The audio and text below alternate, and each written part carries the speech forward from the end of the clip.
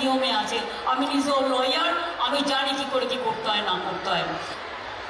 আমি একদিন খোঁজ নিচ্ছিলাম, শুধুমাত্র ক্ষুদ্র শিল্পে আমাদের প্রায় 1.5 কোটি ছেলে মেয়েরা কর্মসংস্থান পেয়েছে। টিচারের পদ আমাদের রেডি আছে, কয়েক হাজার টিচার আমরা নেব, কিন্তু কোর্ট কেসে আটকে রেখে দিয়েছে এই সিপিএম বিজেপির কয়েকটা পান্ডা, সিপিএম কংগ্রেস বিজেপি রাম বাম সাম। তাই ইয়াং ছেলেদের চাকরি বাকরি আটকে রেখে দিয়েছে। তা না হলে প্রায় 60-70 হাজার ছেলে মেয়েরা শুধু স্কুলে চাকরি পেতেন, মনে রাখবেন। রেডি করে বসে আছি, আওয়াজ তুলুন। আমরা চাই যদি কোথাও অন্যায় হয়ে থাকে কোর্ট রেকটিফাই করুক, আমার কোনো নেই, কিন্তু নতুন ছেলে মেয়েরা যাতে সুযোগ পায় তাদের সুযোগ দেওয়ার জন্য অবিলম্বে যে ভ্যাকেন্সিগুলো আছে সেগুলো ফিল আপ করার ব্যবস্থা করতে হবে।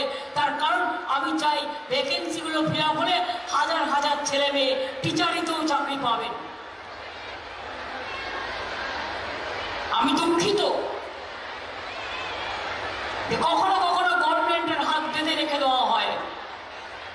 কেউ কেউ ভোটে যেতে না, কোর্টে চলে যায়। কোর্টের প্রতি আমার সম্মান আছে।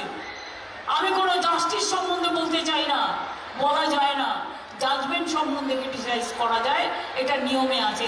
আমি নিজেও লয়ার, আমি জানি কি করে কি করতে হয় না করতে হয়। আমি আবেদন করব মাননীয় মহামান্য আদালতের কাছে, প্লিজ নতুন ভ্যাকেন্সিগুলো ফিল আপ করার ব্যবস্থা করে দিন, যাতে হাজার হাজার ছেলে মেয়ে চাকরির সুযোগ পায়। আমরা চাই তাদের চাকরি রেডি আছে, কিন্তু চাকরিটা করতে। এছাড়াও বিভিন্ন দপ্তরে প্রচুর লোক নেওয়া হচ্ছে, আপনারা নজরে রাখবেন।